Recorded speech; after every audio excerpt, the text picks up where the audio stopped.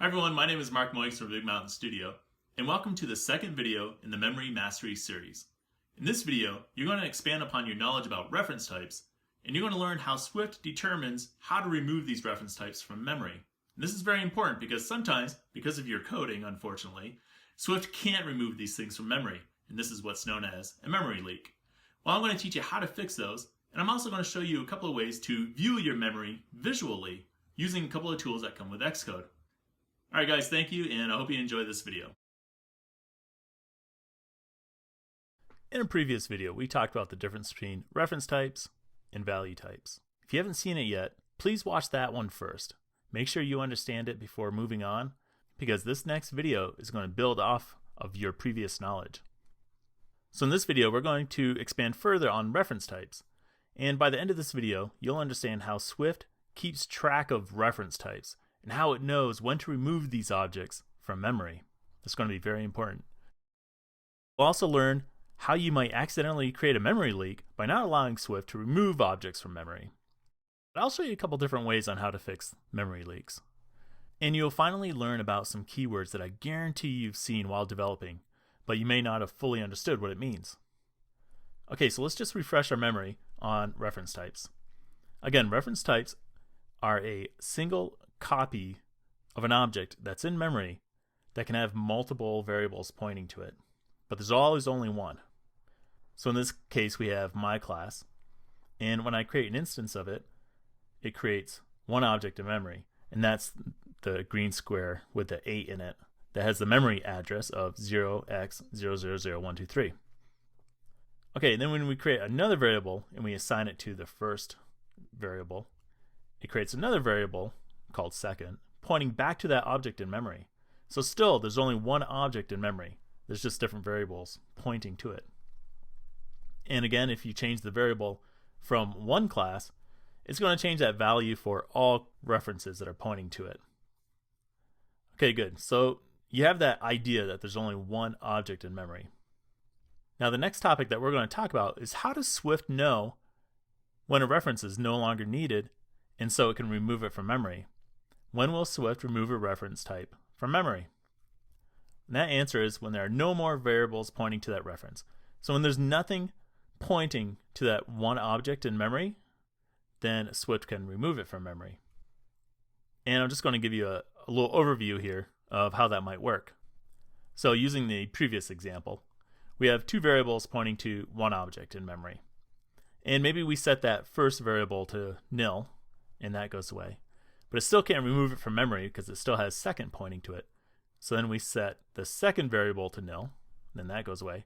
And now that there's nothing pointing to that object anymore, it can remove that from memory too. Okay, so that's how Swift knows when it can safely remove an object from memory. It's when there are no more references pointing to it. So how does Swift know that there are no more variables pointing to a reference type though? The answer is Swift uses automatic reference counting. So what does that mean? Reference counting. Well, you know what a reference is. It's that first variable or second variable. Those are two different references pointing to an object. And Swift keeps track of this count. So let's look at an example here. So we create a variable first, and it points to this object in memory. So now the reference count is 1. It has one reference pointing to that object in memory. If we create a second variable, now the reference count goes up to 2. And if we create a third variable, the reference count goes up to 3. So it can't remove that object from memory until all three variables are no longer pointing to it. So if we set the first variable to nil, then it reduces the reference count to 2. So Swift knows, using automatic reference counting, that there are two references pointing to this object, and so it can't remove it from memory. Alright, you get the basic concept here of automatic reference counting, but let's see it in action using Xcode. Okay, here I have a very simple ViewController, and in the ViewDidLoad, it just instantiates a class, creates a couple more variables pointing to the same class, and then it sets them all to nil. Now, I want you to look at this my class down here. And you notice there's a dinit function in there. And basically what that function is it's a function that gets called right before that object gets removed from memory. So we can use that function to tell if Swift is about to remove that class from memory. And when it's about to be removed from memory, I just print out a message so we can see it in our console.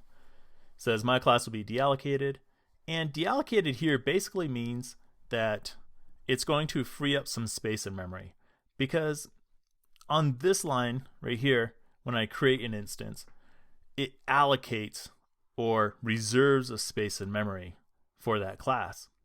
And then when it removes it from memory, it deallocates it and frees up that space in memory so other objects can now use that space. Okay, so let's run this and see what happens. Okay, here we go. We hit the breakpoint, and I want to show you something interesting here. Notice that it's not showing the memory address. Well, if we just click on that variable and we say print description, then you'll see the memory address right here. And if we print description on all of these, what do you think the memory address will be for the rest of these variables? It should be the same, right? And it is, because they're all pointing to the same object in memory. And again, this value right here, that's just a memory address. All objects have an address when they live in the memory. And as you can see, they're all the same. So they're all pointing to the same object. And if I step over that first variable, it's going to set it to nil. And so it's going to reduce the reference count down to 2. And it still hasn't gotten rid of my class, because we would have seen this print out. Step over it again, and now the reference count is probably 1. And if this is the last variable pointing to that object in memory, right? So if we step over that again, now there's no more references pointing to the object. And as you can see down here, my class will be deallocated. Okay, good. So then once we set all the references to nil, Swift knew that it could remove that class from memory. Awesome. Let's continue on. Okay, let's look at how Swift removes dependencies from memory and how this affects the reference counts. So we have two classes here. We have a child class, and then we also have a parent class. And so if you look at the parent class, whenever that gets instantiated, it's automatically going to create an instance of a child class. So let's create an instance of a parent. We'll call it mom. And this gives the parent instance a reference count of 1 because it has that mom variable pointing to it. Well, inside that parent class, it also has a variable called child, and that variable is pointing to a child instance. Now notice I put 0x01 for the parent class and 0x02 for the child class. Both of those classes will have their own space in memory. They don't share the same memory space because they're two different reference types. Okay, good. So we have two reference types in memory, and they both have a reference count of 1. If we then set mom to nil, what happens? The reference count gets lowered by 1, making it 0. And once the reference count is 0, Swift can safely remove it from memory. Now, since we got rid of that class, as well as that child variable that was inside of the parent class, that means that child instance no longer has a reference pointing to it. So now that object in memory has a reference count of 0, and Swift now can remove it safely without causing any problems. Let's head into Xcode so we can test what I just taught you is actually true. I'm also going to introduce you to the debug memory graph. Okay, so what do we have here? Well, we have two classes. We have the child class and the parent class, just like the example I was showing you previously. Except in these two classes, I also included the D in it so you can see when the child class gets removed from memory and when the parent class gets removed from memory. Now when the view did load, I'm going to create a variable, parent, and then I'm going to instantiate it, and then I'm going to set it to nil. So I'm going to set a breakpoint here. Okay, so we had the mom variable, and as you can see down here, it's currently set to nil. And if I step over there, now it has a memory address. And what it's showing you here is it's showing you the memory address of the child. But if I come here and I print the description, then you can see the parent has its own address. And this address is different from the child's address. And just to remind you too, what you can also do is you can also click on a variable and you can just click this eye icon and it does the same thing. It prints out the description. So you have two different addresses. And I want to show you something else. Another way of looking at relationships between two different objects. And that's with this button right here. This is the debug memory graph. We're just going to click on that. And this might not make sense because when you click on this, you always seem to start with inside of the app delegate, but we're not really worried about the app delegate right now. We want to see the ViewController that we were just in. So what I'm going to do is come over here to the debug navigator, click on that, and you can see these objects that are currently in memory. So we're looking at this one right here, this app delegate, but what we want is the parent. So here we have the parent class, and if I click on the child, so we have our parent class, and inside the parent class we have a child variable which points to this object. And these kind of like represent two different objects in memory. If you click on this side panel, look at this memory inspector here, you can see again, here's the address of the parent and there's the address of the child, and they match up down here. So that just kind of gives you an idea. These memory graphs can get very complex, but I want to start you off with something simple, just like a parent-child relationship. Okay, so let's go back to our ViewController. I'm just going to click on this back arrow right here. And let's step through setting mom to nil. Okay, good. So look at this deallocation messages and notice it deallocated the parent first, and once parent was deallocated, there was no longer a reference. This child variable was no longer pointing to the child class, and then it could deallocate the child. So there's your proof of what we just learned previously. We have an object in memory, and when no more references are pointing to it, Swift will remove it from memory. It frees up that space in memory so other objects can be put in there and use that space. In the previous video, I talked a little bit about memory problems. One problem is having what I call orphans, where memory has been allocated for an instance of a class, but it is stuck in memory and we can't remove it. I'm going to show you an example of how this can happen. Okay, imagine we have two classes here, job and person. Notice how a job can have a person assigned to it with the person variable, and a person can have a job with that job variable. Let's create some variables for these.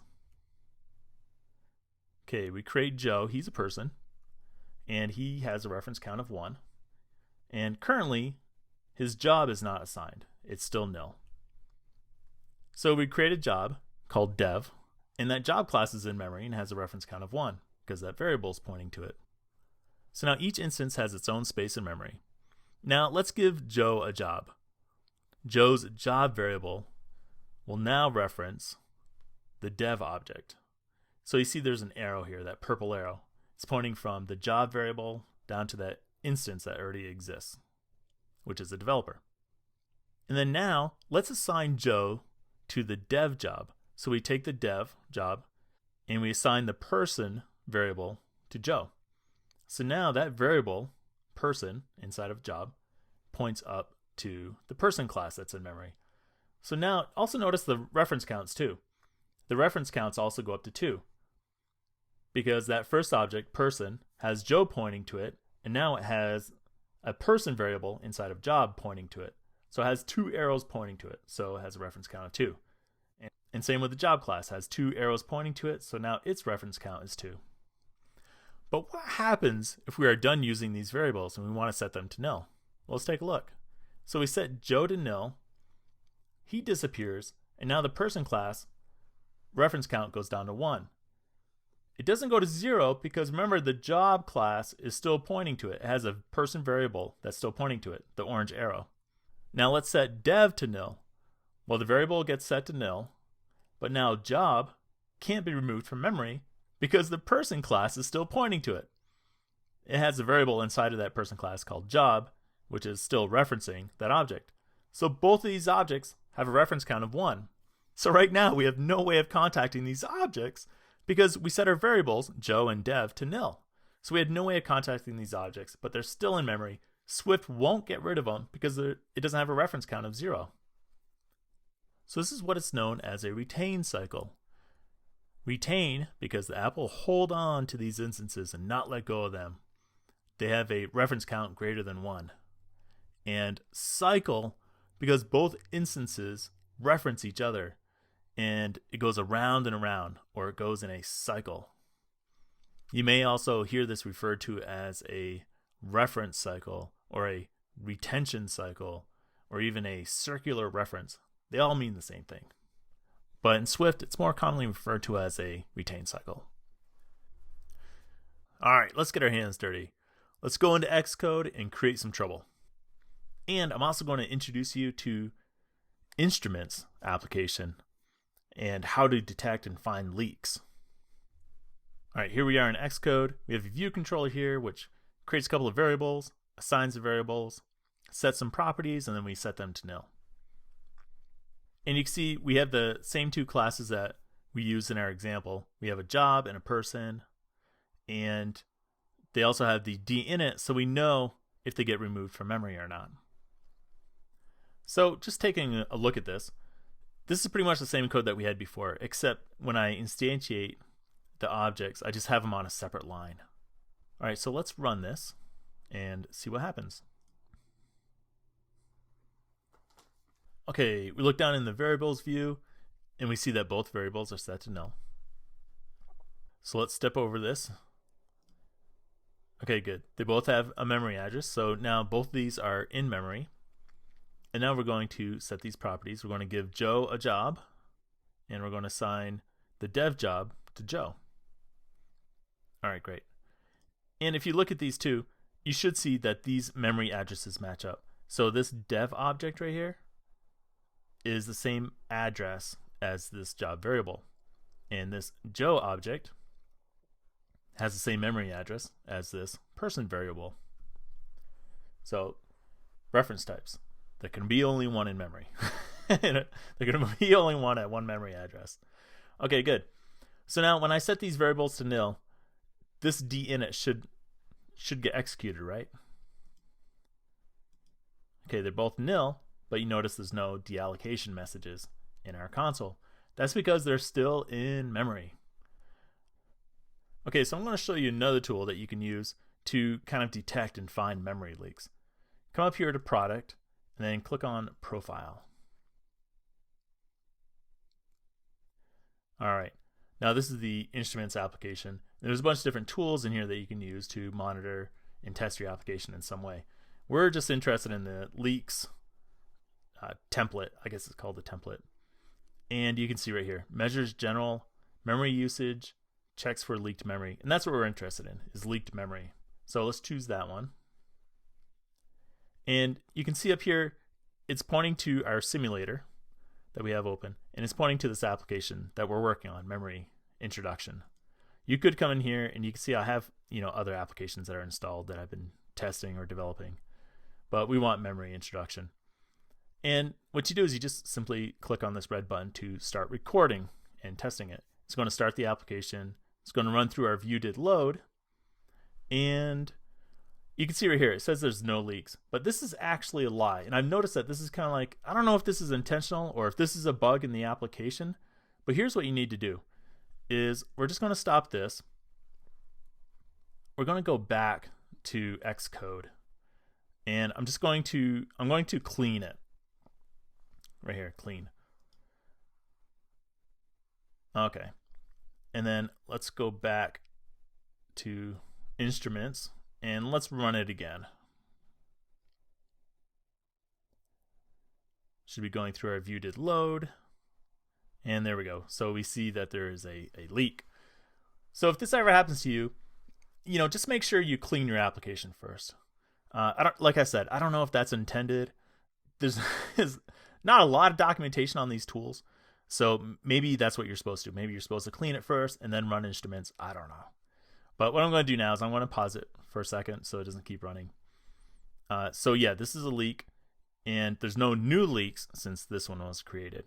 So let's click on this, and down here you can see what objects are leaking.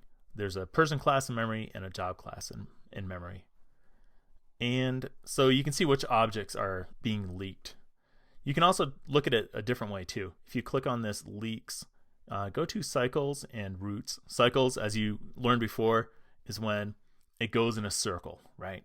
A points to B and B points to A, and so on and so on. It goes around in a circle. And this kind of gives you like a little diagram here. So this is exactly what's happening. We have a person class who has a job variable, and that job variable points to this job class that's in memory. And this job class that's in memory has a person variable, which points back to this person. So that kind of gives you like a visual representation. You can see it's a circle. So this class points to this one, and this class points to this one. So it can't remove it from memory because these two variables are pointing to each other. And so they both have a reference count of 1. And Swift can't get rid of an object unless the reference count can go back down to 0. So that is the instruments tool here. We're just going to quit that. You can save these results too. So, if you're working on a team and you find this bug and some other person created it, maybe you want to save these results. If maybe you're a tester, you can save these results, attach it to a bug, and assign it back to the developer so he can look at it and fix it, and then run this test again and make sure that he doesn't get the reference cycles. Oh, I did want to get rid of that. Don't save. All right, great. Now that we know what a retain cycle is and how to create them, well, how do we fix it? Well, let's take a look at our previous example again. Each instance in memory contains a variable that references the other instance. That's a retain cycle. It's important to know more about these references here, these arrows. These will be the key to fixing the problem. And what we have here is known as strong references. This is the default. A class that references another class is a strong reference by default. And the way strong references work is a child class of the parent class will exist as long as the parent class exists. So you have here that dependency again. That child is dependent on the parent. The parent goes away, the child goes away. So in order to fix this, we have to make just one of the strong references not strong anymore. Okay, let's look at this a little bit more. So here we have this example where we have two things in memory. They both have a strong reference back and forth to each other, creating a retain cycle. So how do you fix this? Well, it's a two-step process, and this is how it works. The first thing we do is we identify who the child is. So looking at this example, we have the person and the job. So what I'm going to do is I'm going to make the person the parent class, and I'm going to make the job the child class. Now this is totally up to you.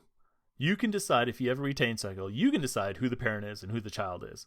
Whatever makes more sense in your situation or your scenario that you have.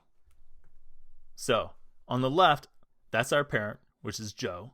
And on the right, that's our child, which is the job. Step 2 is to then make the child have a weak or unowned reference to the parent.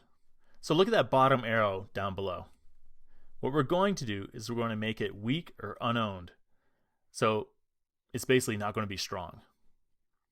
And I'll explain more the difference between weak and unowned. But the important thing here to remember is this. A weak or unowned reference does not increment the reference count. This is this is super important to understand.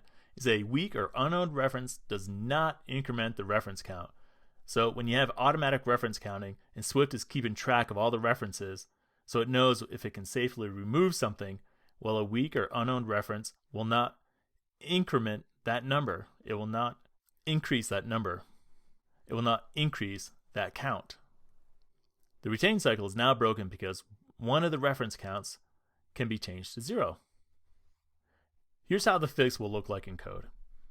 If you look at that child class down below, the job, we used a word weak.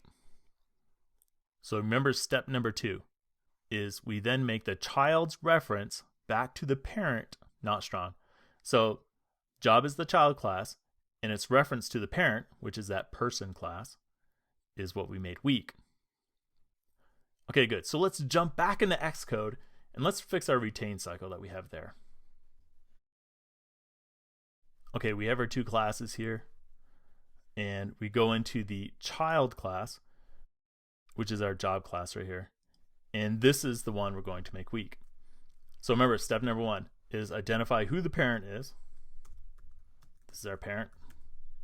And who the child is. This is our child. And then step number 2 is you take the variable that's pointing back to the parent and you make that weak or unowned.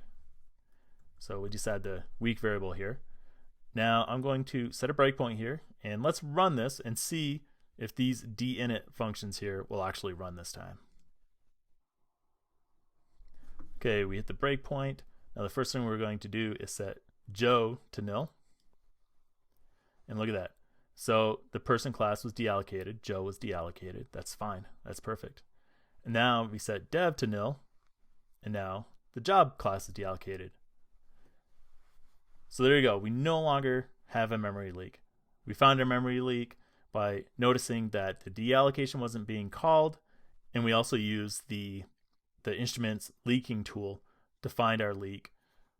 So we can run that again, and we should see that there's no leak. So let's stop this. Let's go back to product, click on profile. Actually, you know what, before I do that, let's just clean it real quick, just to be sure. Then we'll go back to profile.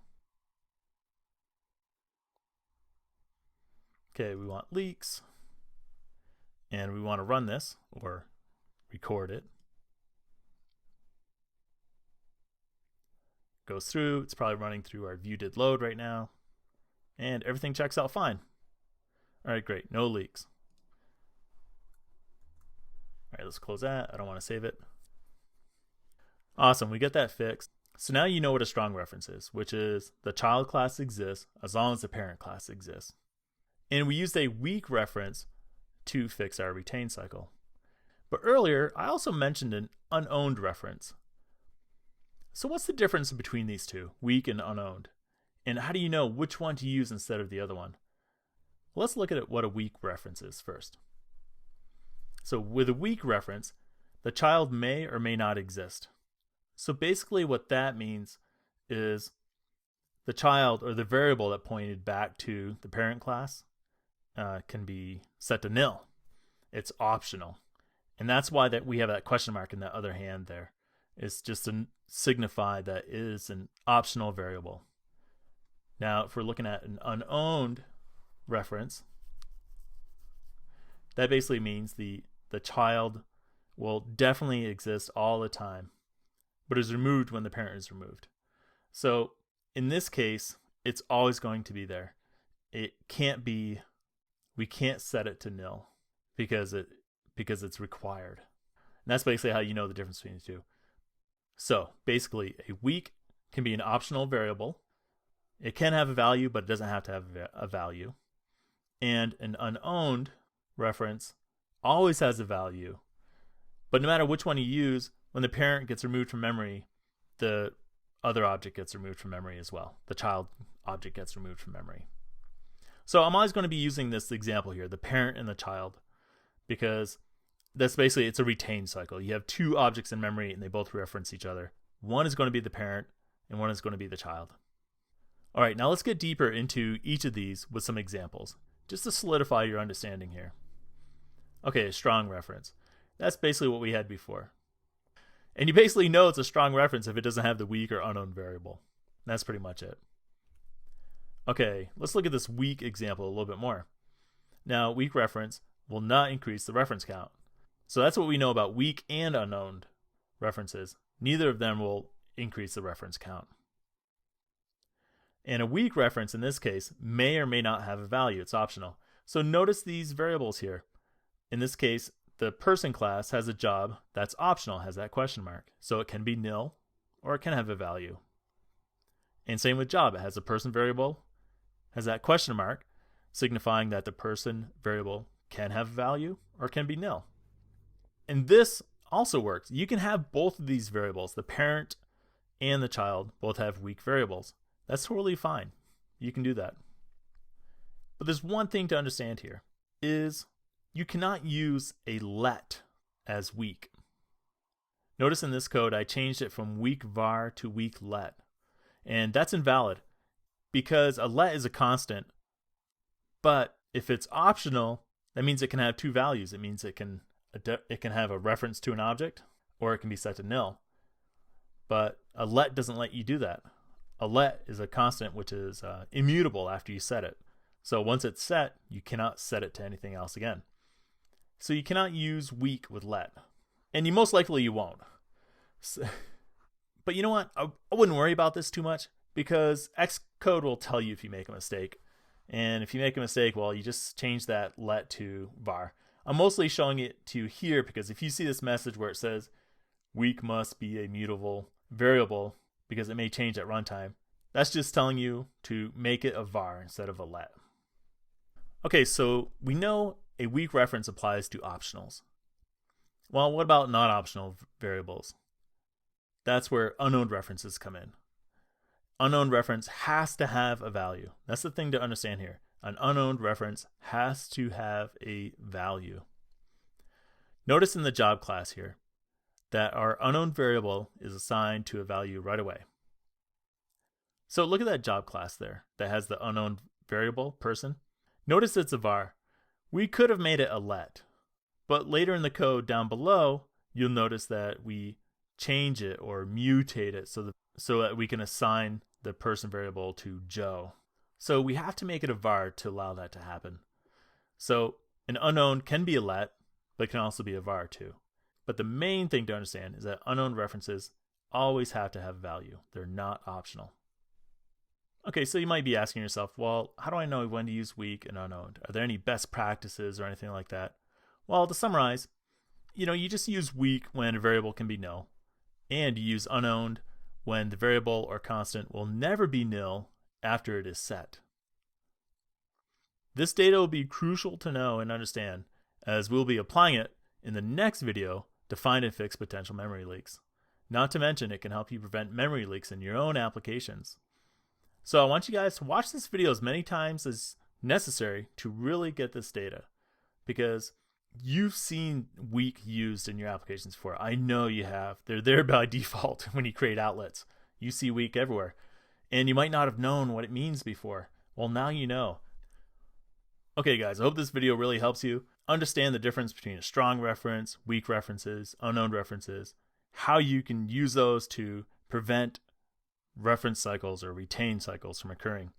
And you also learned a little bit about how to use the memory graph so you can see how the memory looks. And you also gained a little bit of understanding on how to use that instruments tool so you can find memory leaks when you run your application. So that might be a good thing to try, after you're watching this video, is open up one of your existing applications, start instruments, pick leaks, and just run through your application and see if anything pops up. But remember to do the clean first, just in case. Like I said, I don't know if that's a bug or if that's intentional, but clean your project, then start instruments, select leaks, and then run your application. See if you have any leaks, and then see if you can figure out a way to fix them. Follow those 2 steps that I went over before. Identify which one's the parent, which one's the child, and go into the child and find any references back to the parent and make those weak or unowned references. All right, thanks, guys. Hope you appreciated this video. Feel free to share it.